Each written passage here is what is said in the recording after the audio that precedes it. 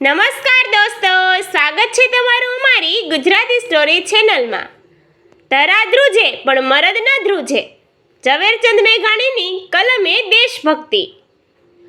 સૌરાષ્ટ્રના કાંઠે આવેલું એક નાનકડું રજવાડું ભાવનગર અને તેની આસપાસના સીમાડા. એ સમયે અંગ્રેજોની આણ આખા હિન્દુસ્તાનમાં વર્તાતી હતી, પણ સોરઠના પહાડોમાં હજુ એવા મરદ પાકતા હતા જેમને ગોરી ચામડીનો કોઈ ડર નહોતો. આવા જ એક જુવાન હતા વીર હમીરજી. હમીરજી એટલે વીરતાનો પર્યાય.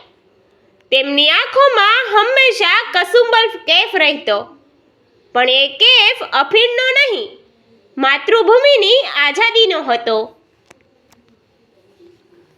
મેઘાણી લખે છે કે જેના હૈયામાં હોમ હોય એને જ માતૃભૂમિનું હેત વળગે.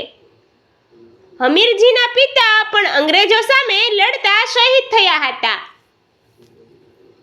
હમીરજીએ નાનપણથી જ જોયું હતું કે અંગ્રેજો કેવી રીતે ખેડૂતોનું શોષણ કરે છે અને આપણા દેશની સંપત્તિ લૂંટીને લઈ જાય છે.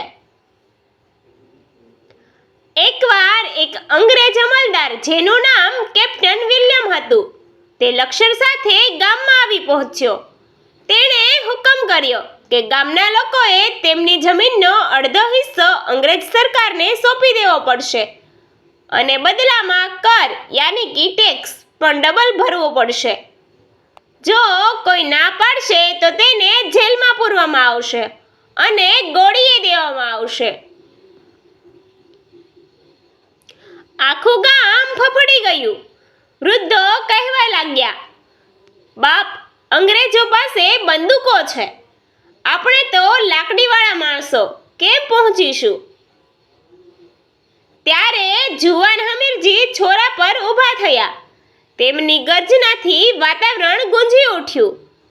કાયરો મરવાની ડરે મરદ તો જન્મે જ છે બલિદાન આપવા માટે.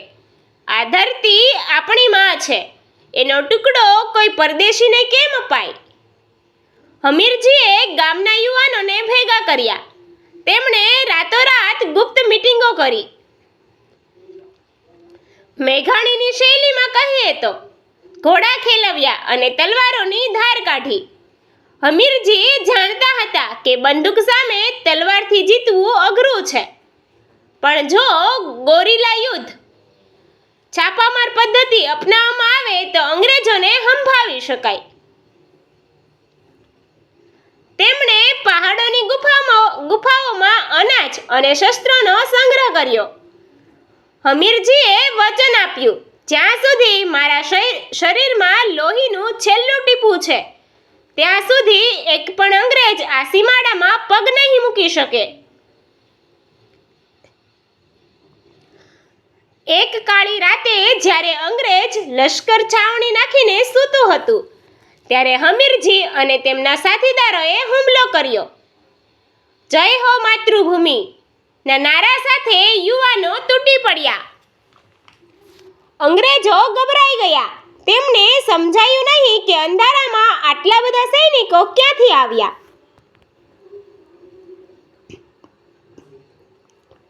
હમીરજી પોતે કેપ્ટન વિલિયમ સામે આવી ગયા. વિલિયમે પિસ્તોલ કાઢી, પણ હમીરજીની તલવારની વીજળી પિસ્તોલ ચાલે પહેલા જ વિલિયમના હાથ પર પડી હતી. તલવારના એક જ ઝટકે અંગ્રેજ અમલદારને ભોંય ભેગો કર્યો.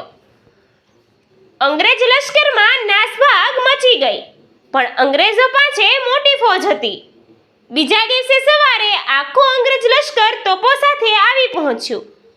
હમીરજી અને તેમના મુઠ્ઠીભર સાથીઓએ હાર ન માની. તેઓ પહાડની ટોચ પરથી લડતા રહ્યા. એક પછી એક સાથીઓ પડવા લાગ્યા. છેવટે હમીરજી એકલા બચ્યા. તેમના શરીર પર અસંખ્ય ગોળીઓના ઘા હતા, પણ તેમનો હાથ તલવારની મૂઠ પરથી છૂટતો નહોતો. લોહીના ખાબોચિયામાં ઊભા રહીને પણ તેઓ હસતા હતા. તેમણે જોયું કે અંગ્રેજોએ ગામ પર તોપ માંડી છે.